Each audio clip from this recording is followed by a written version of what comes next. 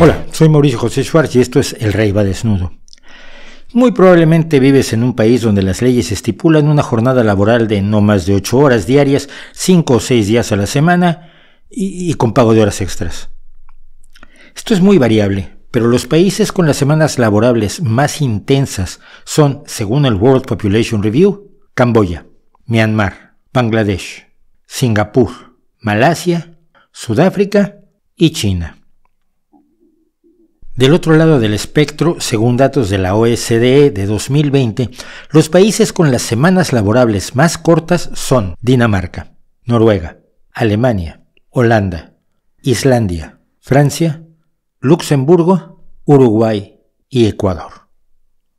Lo más probable también es que en tu país haya un salario mínimo que puede ir desde los $14.54 la hora de Australia o los $13.78 de Luxemburgo hasta el bajísimo $1.93 de Brasil o el miserable 88 céntimos la hora de México.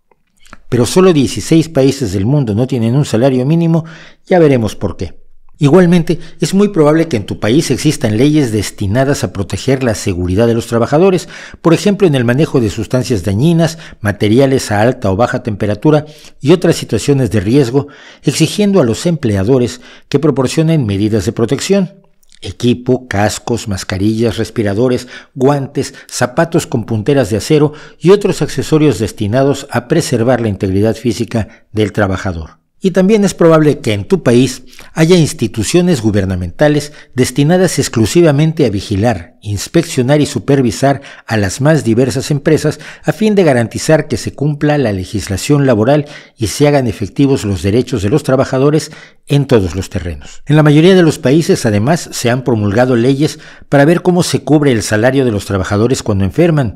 o que les conceden vacaciones anuales, leyes que controlan el despido y estipulan condiciones e indemnizaciones a los trabajadores,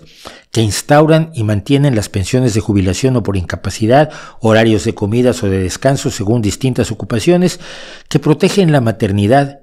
que impiden el trabajo infantil, que favorecen la igualdad salarial y de oportunidades para hombres, mujeres, personas discapacitadas y de otro tipo, y un largo etcétera. Leyes que impiden que se te discrimine, se te baje el sueldo o se te niegue un empleo para el que estás capacitado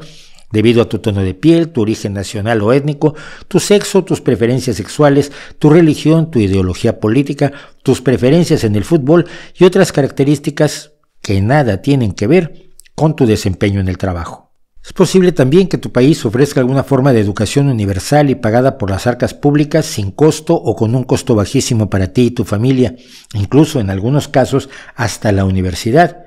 y que te ofrezca cobertura sanitaria pública o semipública o supervisada por el Estado, de modo que enfermar no sea la ruina de tu familia si eres un trabajador. Porque si eres un trabajador empleado por otra persona o empresa, eres uno de más de 3.500 millones de empleados en todo el mundo, la categoría económica más numerosa,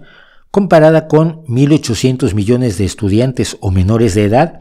430 millones de desempleados o no empleables y 582 millones de empresarios con negocios de todos tamaños, desde muy pequeños con solo ellos mismos de empleados hasta grandes transnacionales. Añádanse a esto profesionistas independientes o autónomos, pensionistas y otros que dan como resultado los más de 7.800 millones de personas que habitamos en este planeta. Y los derechos que ahora tienes como trabajador, como empleado, no eran ni siquiera una idea hace apenas 250 años. Los trabajadores de entonces, que podíamos haber sido tú o yo, vivían o subsistían apenas con salarios de hambre y jornadas de hasta 16 horas al día, 6 días a la semana, sin beneficios, sin vacaciones, sin protección alguna. Si sufrías un accidente, te echaban a la calle y tu más probable destino era depender de tu familia, la mendicidad o la caridad. Habrías estado completamente desprotegido. A muchos empresarios, además, que no a todos, cuidado, les daba exactamente igual lo que les ocurriera a sus obreros. El campo les representaba una inagotable fuente de trabajadores a los que veían como seres ignorantes, sucios, incompetentes, ladrones y vagos a los que un capataz debía tener constantemente bajo supervisión y a los que se podía castigar legítimamente legalmente, incluso con palizas o latigazos si no cumplían sus obligaciones de trabajo. Otros sentían que le hacían un favor a sus trabajadores al darles empleo y un escaso salario, y había también algunos que se daban cuenta de la injusticia que se producía en el lugar de trabajo, donde hombres, mujeres y niños dejaban la espalda para que los dueños de las empresas amasaran ingentes fortunas. Las cosas tenían que cambiar y empezaron a cambiar en el siglo XIX.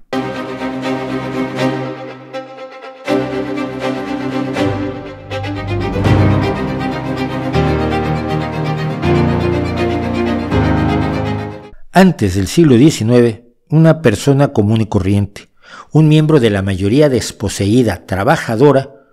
no tenía poder ante el rey, el obispo, el rico del pueblo, el dueño de la tierra o del taller o de la incipiente empresa. Esto resulta bastante evidente, como es evidente que quienes tienen poder con gran frecuencia desprecian a quien no lo tiene y ejercen su poder para humillar, para explotar, para manipular, para controlar y para mantener a quienes no tienen poder en una situación tal que no lo lleguen a tener nunca. En tales condiciones no es necesario pensar mucho para concluir que si los desvalidos suman fuerzas con otros, el mero hecho de su número les empieza a dar cierto poder para equilibrar su situación ante el poderoso. Ya en los últimos años de la República, en la antigua Roma, aparecieron las primeras asociaciones de comerciantes y artesanos, las llamadas collegia, que estaban reconocidos por el gobierno y sujetos a la autoridad de los magistrados. Esto permitió también que el imperio, cuando se instauró en lugar de la República, después de Julio César, explotara a estas organizaciones ejerciendo su autoridad y tratando de crear una casta hereditaria de artesanos bien controlada, una nueva aristocracia. Esto es importante porque ese poder, digamos, no convencional de las asociaciones de trabajadores siempre ha sido y es objeto de la ambición de quienes tienen el poder convencional, político, económico y religioso, como veremos más adelante. A la caída del Imperio Romano de Occidente, los collegia continuaron en Bizancio poniendo a todas las artesanías y comercios de la ciudad bajo estrictos controles y exigencias de impuestos de la corona. Lo que se nos presenta como el más directo ancestro de los sindicatos, sin embargo, son los gremios o cofradías medievales, que son resultado directo del proceso de aparición de poblaciones estables de ciudades en los siglos X y XI con oficios especializados. Los primeros gremios fueron de comerciantes que viajaban de mercado en mercado y de pueblo en pueblo. Esto de viajar en la Edad Media no se parece en nada a lo que llamamos viajar hoy en día, salvo que nos guste hacerlo por lugares especialmente peligrosos. Pero por entonces todo era especialmente peligroso. Los caminos estaban salpicados de ladrones que trabajaban en solitario o en bandas y que tenían la relativa certeza de la impunidad. En la Edad Media no había policía, ni detectives, ni Scotland Yard, ni CSI,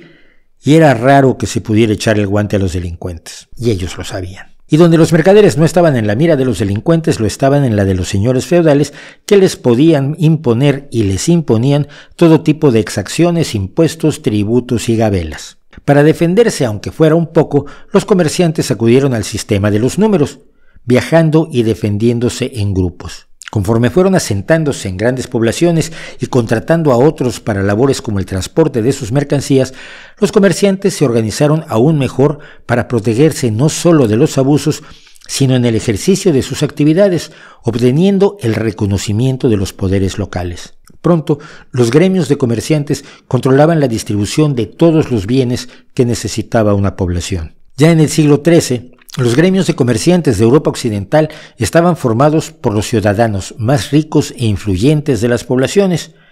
y eran capaces de influir precisamente en la legislación que les afectaba. Que sí, que ya sé que Carlos Marx contó que la era del capitalismo empieza en el siglo XVI, pero la realidad es que la organización económica anterior tenía rasgos igualmente capitalistas en gran medida, pero el filósofo alemán la consideraba de poca relevancia, quizás porque le faltaban datos de cómo se desarrollaron el fin de la Edad Media y el Renacimiento. Al mismo tiempo le impresionó tanto la Revolución Industrial que lo anterior resultaba algo nebuloso y confuso. Poco después de los gremios de comerciantes aparecieron los de oficiales, artesanos o artífices que además de defenderse empezaron a regular la competencia entre ellos mismos para evitar diferencias que podían acabar dirimiéndose a puñaladas entre colegas.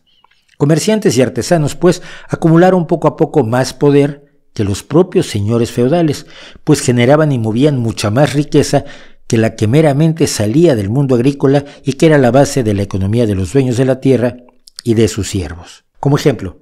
los comerciantes compraban la lana al señor feudal y la traían al pueblo. Se la vendían a artesanos que la cardaban, la hilaban, la teñían y la tejían, convirtiéndola en telas, artículos valiosos que luego vendían a los comerciantes para que estos la llevaran a sus clientes, ya fuera en el mercado local o en un mercado remoto donde valía más, y otros artesanos convertirían las telas en ropajes acordes a la moda y costumbres de su sociedad. Toda una cadena de valores añadidos. El gremio tenía como cabeza de la jerarquía a los maestros. Seguían en un segundo nivel los jornaleros asalariados, los trabajadores, y por debajo de ellos los aprendices, que incluso pagaban por el derecho a aprender el oficio de sus maestros y que al cabo de entre 5 y 9 años de ser aprendices pasaban a ser jornaleros ya con derecho a sueldo y con suerte algún día podrían ser maestros de su propio taller. A falta de universidades, la enseñanza se realizaba en los propios talleres, y no solo en los de oficios o artesanías, sino en los de arte, algunos de los cuales fueron muy prestigiosos, como el de Andrea del Verrocchio, donde fue aprendiz Leonardo da Vinci, y se dice que este ángel, en un bautismo pintado por su maestro, fue su primer encargo importante. Pero como ocurre con todo grupo cuyos miembros se vuelven acaudalados y poderosos y por lo tanto recelosos de la escasez, los gremios se fueron convirtiendo en elementos conservadores, monopólicos y enemigos de las innovaciones y el progreso que podrían hacerles perder dinero. Y ciertamente se convirtieron también en adversarios de los trabajadores que tenían y que podrían querer mejores condiciones y vivir como los gremios. Vamos, que los gremios, siendo un avance respecto del feudalismo, no eran sindicatos ni nada por el estilo y con el tiempo se fueron convirtiendo en una carga social. El cambio vendría con la revolución industrial en el siglo XVIII y XIX, como decíamos antes.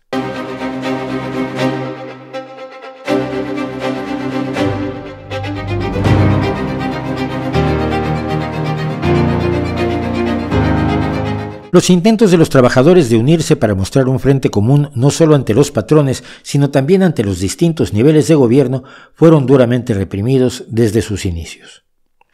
Ya en la Edad Media, gobernantes como el rey Ricardo II de Inglaterra se ocuparon, él lo hizo en el siglo XIV, de perseguir a los gremios que no se hubieran formado con su permiso y de vigilar y fiscalizar a los que sí tenían consentimiento real para que no acumularan demasiado poder. Los trabajadores, como parte de su sociedad, también emprendieron movimientos reformistas en lo político, como el cartismo, defensor de la Carta del Pueblo, redactada en 1838 por miembros de la Asociación de Hombres Trabajadores de Londres, especialmente uno de ellos, William Lovett, y donde pedían una serie de modificaciones democráticas.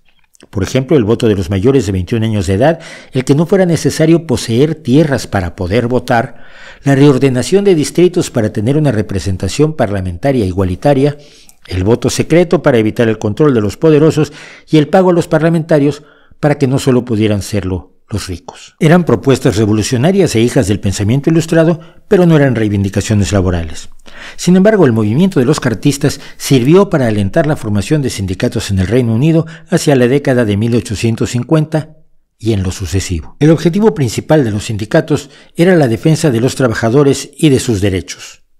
Derechos que no se habían enunciado hasta entonces, como el derecho a pago justo, el derecho a unas horas razonables de trabajo, el derecho a no correr peligros evitables, el derecho al descanso, el derecho al reconocimiento a su esfuerzo, el derecho al reconocimiento a su propia condición humana. ¿Qué planteaban los sindicatos? La principal reivindicación, sobre todo al principio de los trabajadores ante sus patrones, procedía del hecho de que ellos hacían la mayor parte del trabajo, pero recibían una parte demasiado pequeña de los beneficios o utilidades en sus salarios. Y una parte escasa no solo comparándola con la parte que se llevan los patrones, sino sobre todo con las necesidades de la familia, cuando esa parte no es suficiente para mantener dignamente a todos, algo que en el pasado podía simplemente significar comida suficiente, un techo, algo de ropa y un par de zapatos cada 2 años. Pero también procedía de la inconformidad por las largas horas de trabajo y los accidentes laborales de los cuales nadie se responsabilizaba. La idea era, como la de los comerciantes viajando en grupo por bosques infestados de ladrones, de obtener poder mediante los números. Un trabajador sentado negociando un contrato con el representante de una gran empresa, de una textilera inglesa del siglo XVIII, de una mina de carbón del siglo XIX, de una empresa automovilística del siglo XX o de una gigantesca empresa tecnológica en el siglo XXI, está en una posición de extrema inferioridad en cuanto a su poder negociador. Algunos argumentarán que se trata de un trato entre particulares en igualdad de condiciones, pero no es necesario profundizar demasiado para ver que tal igualdad de condiciones es imaginaria. La empresa pone una serie de condiciones que el trabajador puede o no aceptar, pero esto no lo hace del todo libremente, puesto que necesita el empleo por motivos de supervivencia propia y de su familia y puede aceptar cosas que no le convienen mucho. La necesidad del trabajador de obtener el empleo es mucho mayor que la necesidad de la empresa de que ese trabajador entre en ella. Pero si ante el representante de la empresa quien se sienta no es un trabajador individual y desprotegido, sino un representante de muchos o de todos los trabajadores, ese desequilibrio se compensa y se puede hablar más justamente de una negociación laboral. Porque en un verdadero contrato todo es negociable hasta la fecha. Los salarios, las horas de trabajo, los permisos pagados y no pagados, las condiciones de protección ante los riesgos del trabajo, el pago de horas extras, los días de descanso, las horas de comida, beneficios adicionales como la capacitación, la escuela para los hijos, vivienda, lo que sea. Hasta el surgimiento de los sindicatos, lo que recibía el trabajador por su trabajo dependía única y exclusivamente del empleador, de su conciencia social o falta de ella, de su bondad o falta de ella, su sentido de la justicia o su avaricia, su desprecio o aprecio por quienes le ayudaban a enriquecerse. Miles de años de abusos en las más diversas actividades encontraban por primera vez un obstáculo: la organización sindical. Y el arma final de los sindicatos eran, por supuesto, los paros y las huelgas.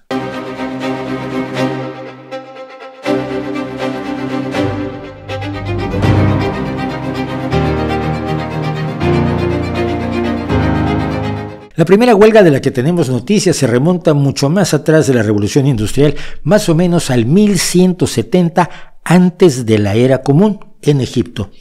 cuando los artesanos que estaban construyendo la necrópolis de Ramsés II decidieron suspender sus labores, pues no recibían unas raciones de comida adecuadas según el convenio. Dejaron sus herramientas de lado y marcharon a las oficinas de gobierno a exigir el pago de sus raciones. La huelga, por cierto, tuvo éxito y los artesanos recibieron sus alimentos. Pero esta curiosidad histórica y algunas otras que hay en el antiguo Israel, en Roma y en otros lugares, no sentaron precedente y hubieron de pasar unos 3.400 años para que en 1768 los sastres jornaleros de Nueva York hicieran la que es probablemente la primera huelga moderna en protesta por una reducción de sus salarios. En los años siguientes, el movimiento sindical adquiere fuerza en los principales países industriales, usando la huelga como su arma final cuando la negociación no es posible. Pero la huelga pronto demostró tener otra función, la de presionar ya no a una empresa o sector en particular en favor de las demandas de los trabajadores, sino al gobierno de una ciudad, región o país para promover leyes y reglas favorables a los trabajadores. La primera huelga general con objetivos políticos se produjo en 1820 en Escocia. Fue la llamada Guerra Radical, que buscaba leyes de protección a los trabajadores y un gobierno provisional. La huelga general de Filadelfia de 1835 buscaba la reducción de la jornada laboral a solo 10 horas y un aumento salarial. En España, la primera huelga general se produjo del 2 al 8 de julio de 1855 como reacción a las decisiones de gobierno que anulaban conquistas obreras anteriores y prohibían precisamente los sindicatos y las huelgas. Su fin se vio seguido de una intensa represión. Porque, como uno puede imaginarse, el sindicalismo no era una idea demasiado popular entre los gobiernos y mucho menos entre los dueños de las empresas, con la salvedad de algunos, como Robert Owen, empresario textil escocés que fue uno de los fundadores del socialismo y promotor de varios sindicatos, incluyendo entre ellos la primera confederación sindical de todo el Reino Unido. Pero Robert Owen y quienes piensan como él son más bien excepcionales.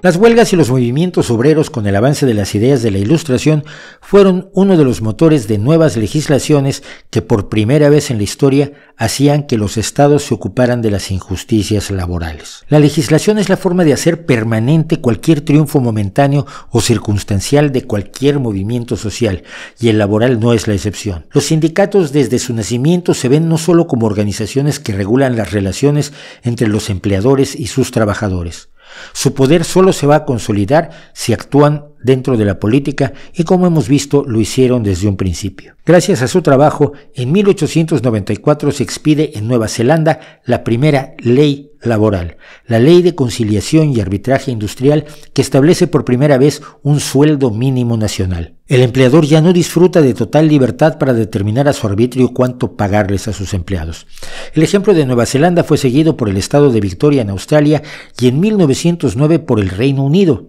donde Winston Churchill, como presidente del Consejo de Comercio, presentó la ley de los consejos de comercio que deberían establecer salarios mínimos que fueran legalmente exigibles. En otros países como España y los de América Latina, los salarios mínimos no aparecerían en las legislaciones sino hasta la década de 1960. Y abro un paréntesis por lo que habíamos comentado de que hay países sin salario mínimo. El salario mínimo no es obligatorio, no es una reivindicación en sí por sí, sino que incluso en sus orígenes fue planteado como una forma provisional de salvar las dificultades salariales de los trabajadores. Hay países donde las leyes son todavía demasiado retrógradas como para que exista un salario mínimo, pero hay otros países donde simplemente no es necesario. Países como Dinamarca, donde el movimiento sindical es tan fuerte que tiene la capacidad de hacer negociaciones colectivas enormemente ventajosas para los trabajadores, con salarios tales que hacen innecesario que el Estado promulgue un salario mínimo. Quizás el objetivo es que finalmente desaparezcan las leyes de salario mínimo por volverse innecesarias. Otro derecho clave de los trabajadores sería el del retiro con una pensión digna después de un número determinado de años de servicio. Las pensiones no fueron un invento de los sindicatos, ni siquiera eran recientes. Ya los legionarios veteranos de Roma recibían al retirarse del ejército pensiones en la forma de tierras rentables o puestos semipúblicos para toda la vida. Y gracias a César Augusto recibían un pago de 13 años de salario o 3.000 denarios cuando se retiraban. A lo largo de los siglos ha habido pensiones reales por servicio a los monarcas, pensiones religiosas, pensiones de los gremios y pensiones para los veteranos de guerra. Pero las de los trabajadores comunes y corrientes, de la mayoría, tuvieron que esperar a fines del siglo XIX. Fue Otto von Bismarck, el unificador de Alemania, quien promulgó la ley del seguro de la vejez y la incapacidad en 1899, que incluía un programa de pensiones para la vejez financiado con un impuesto que se cobraba a los propios trabajadores. Por cierto que desde entonces se desarrolla el debate de si el fondo para el pago de pensiones debe proceder de los propios trabajadores o de pagos realizados por las empresas o de una mezcla de los dos, y si deben ser administrados por el Estado o por instituciones privadas que además se lucren con dichos fondos de pensiones. Pero esa es otra historia. Esta ley de Bismarck marcó también el inicio de la seguridad social al disponer de ingresos para trabajadores que resultaran incapacitados. Todas estas ideas, leyes y movimientos, por supuesto, no ganaban concursos de popularidad entre los empleadores, salvo alguno que otro que siguiera las ideas de Robert Owen. Pero no eran muchos. Por ello, la historia del sindicalismo está puntuada una y otra vez por la represión en cualquier momento de la idea, desde la criminalización de la idea misma de organizarse sindicalmente hasta la criminalización de los intentos de organización, la prohibición de la existencia de los sindicatos, la represión de las huelgas por parte de las empresas con guardias privados y de los gobiernos con las fuerzas del orden, la persecución, tortura y asesinato de organizadores y activistas sindicales y el uso de esquiroles, trabajadores no sindicalizados dispuestos a trabajar pese a las huelgas o paros y que serían por supuesto a su vez satanizados y rechazados por los demás trabajadores al considerarlos poco solidarios. Como un ejemplo entre muchos, la celebración del 1 de mayo como Día del Trabajo en muchos países del mundo y a nivel internacional, excepto paradójicamente en los Estados Unidos, se debe a que ese día de 1886 comenzó una huelga masiva en los Estados Unidos y Canadá a fin de que se cumpliera una reciente ley que estipulaba la jornada máxima de 8 horas, mientras que las empresas seguían imponiéndoles a los trabajadores jornadas de 10, 12 y 14 horas. 200,000 trabajadores fueron a la huelga y siguieron días de represión y violencia contra Esquiroles, que culminó con una masacre el día 4 con un número indeterminado de víctimas, cuando la policía, siendo víctima de un atentado con explosivos, disparó indiscriminadamente contra los trabajadores. Otras formas de violencia provocaron tragedias como el incendio de la fábrica Triangle en Nueva York, donde se encerraba a las costureras en condiciones precarias para trabajar largas horas y que costó la vida a 123 mujeres y niñas y a 23 hombres. Tragedias así fueron motivos de legislación sobre la seguridad en los espacios de trabajo y para empezar poco a poco a equiparar los derechos y salarios de las mujeres trabajadoras con los de los hombres, además de mejorar las condiciones en toda la industria del vestido, no solo en Estados Unidos. Sin embargo, en muchos lugares del mundo ha seguido habiendo tragedias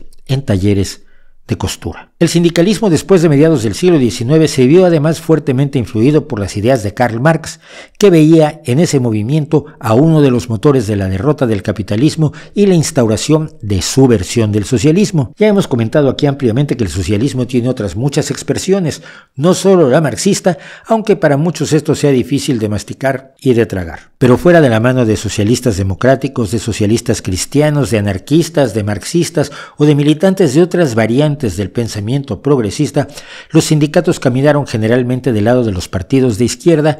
que a su vez buscaban interpretar y abanderar los intereses de las mayorías más desprotegidas. De allí que el control de los sindicatos fuera de gran interés para las empresas y para gobiernos de todos los signos ideológicos.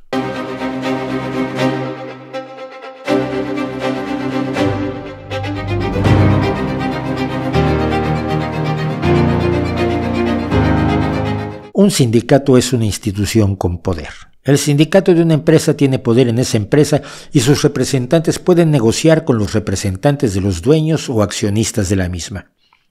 Un sindicato nacional es una fuerza enorme que puede tener gran influencia en los procesos electorales y en las políticas de los gobiernos. Y el sindicato tiene poder económico por la vía de las cuotas sindicales que los trabajadores pagan para dotar de recursos al sindicato, para pagar el salario de los trabajadores que dejan sus labores para dedicarse precisamente al trabajo sindical, para financiar las huelgas y evitar que sean derrotadas por la vía del hambre, dando recursos a las familias de los huelguistas y apoyando la organización sindical en distintos niveles. Y donde hay dinero, hay la posibilidad de la corrupción. Por supuesto, de lo que más se habla cuando los medios se refieren a los sindicatos es de sus casos de corrupción, que sin duda son un problema cuando no hay un control efectivo de los trabajadores sobre sus líderes, sobre sus recursos, sobre su labor. Pero la intencionalidad de los medios al destacar los casos de corrupción por encima de todo el resto del trabajo sindical que se lleva a cabo todos los días en todos los países, en todo el territorio de todas las naciones, no es en modo alguno inocente. Porque el poder sindical domesticado a través de la corrupción también ha dado lugar a sindicatos que les gustan más. Los sindicatos verticales, también llamados amarillos en España, blancos en México y que llevan otros nombres en otros países, pero que son todos controlados o bien por los empleadores o bien por el gobierno, o bien por ambos juntos, en detrimento de los intereses de los trabajadores. El control sindical ha sido uno de los elementos necesarios para el poder de las dictaduras modernas. Así, por ejemplo, el 2 de mayo de 1933, las tropas de asalto de Hitler ocuparon las sedes de todos los sindicatos, encarcelaron a sus líderes, matando a muchos de ellos después, confiscaron sus fondos sindicales y se estableció el Frente Obrero Alemán, el único sindicato oficial de pertenencia obligatoria que servía al Estado y a las empresas, pero no a los trabajadores. Lo mismo hizo la dictadura franquista al declarar ilegales a todos los sindicatos, menos la Organización Sindical Española, que aglutinó a los trabajadores obligatoriamente de 1940 a 1977, junto con los patrones como parte del sindicato. Los sindicatos tradicionales como la Unión General de Trabajadores, relacionada con el Partido Socialista Obrero Español, y la Confederación Nacional del Trabajo, de origen anarquista, quedaron en la absoluta ilegalidad y por tanto en la clandestinidad, donde siguieron trabajando junto con nuevas organizaciones que aparecieron también en la clandestinidad, como comisiones obreras del Partido Comunista o la Unión Sindical Obrera. Y no deja de ser tristemente paradójico que en los países que se proclamaron estados de los trabajadores, el paraíso de los trabajadores incluso, como la Unión Soviética y sus satélites, China, Vietnam, Laos y Cuba, los trabajadores también quedaran enmarcados en una sola organización sindical, siendo todas las demás ilegalizadas y por tanto quedando sin poder alguno. El Consejo Central Sindical de todas las uniones en la Unión Soviética, la Federación Nacional de Sindicatos en China hoy mismo, o la Central de Trabajadores de Cuba, son ejemplos de la desmovilización de los trabajadores en un Estado que estaba teóricamente a su servicio. ¿Y cómo puede el trabajador luchar por sus derechos, por sus convicciones, por sus intereses contra el empleador? Cuando el empleador, el único empleador, es el Estado, cuando el patrón, el único patrón, es el Estado, cuando el único administrador de toda la economía es el propio Estado que dirige al sindicato y que dice, afirma, que está representando a los trabajadores.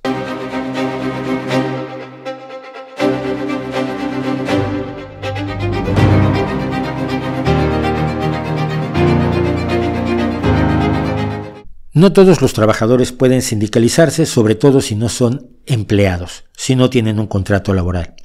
Por ello, los sindicatos en la actualidad favorecen la organización de otros tipos de trabajadores, como los autónomos en distintas especialidades, formando redes, mutualidades u otro tipo de instituciones. Pero el rechazo del conservadurismo de la derecha de toda la vida al sindicalismo es tal que cualquier cosa que suene a una organización de este tipo o cercana a un sindicato provoca reacciones brutales y, por supuesto,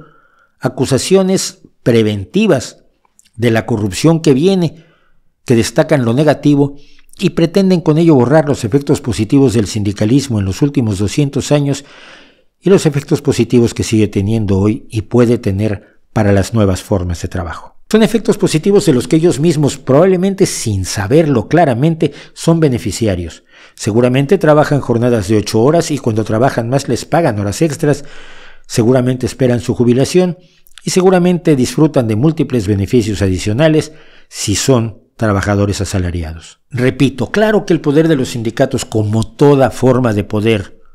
incluido el poder económico de los dueños de las grandes fortunas, llama a la corrupción, y el combate de la misma requiere de una enorme vigilancia, del fortalecimiento de los mecanismos democráticos y de una creciente transparencia, sea en el gobierno, en organismos deportivos como la FIFA, sede de tantos escándalos de corrupción, en partidos políticos, en empresas dispuestas a pagar corruptelas enormes que pasan a la historia como Odebrecht,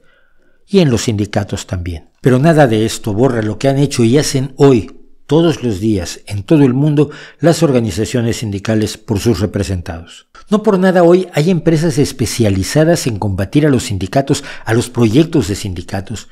en emprender campañas de desinformación y miedo entre los trabajadores cuando hay organizadores de sindicatos entre ellos, para evitar que la mayoría vote en favor de la creación de su propio sindicato. Si fueran tan malos los sindicatos, no sería necesario este esfuerzo. Milmillonarios como Jeff Bezos, dueño de Amazon y famoso por imponer condiciones terribles de trabajo en sus centros de logística, Elon Musk, dueño de Tesla, Twitter y otras empresas, o gigantes tecnológicos como Apple, gastan millones para impedir que sus trabajadores se sindicalicen, llegando al absurdo de que Mark Zuckerberg, dueño de Meta, que es la empresa ahora dueña de Facebook,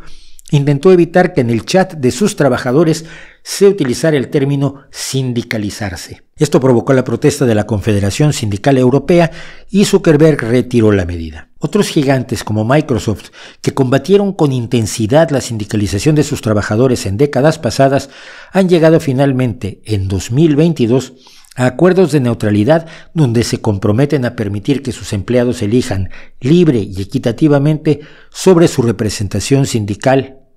o falta de ella. No todo en los sindicatos es color de rosa, no todo en nada es color de rosa, pero ninguna valoración medianamente honesta puede pasar por alto que sin las organizaciones sindicales,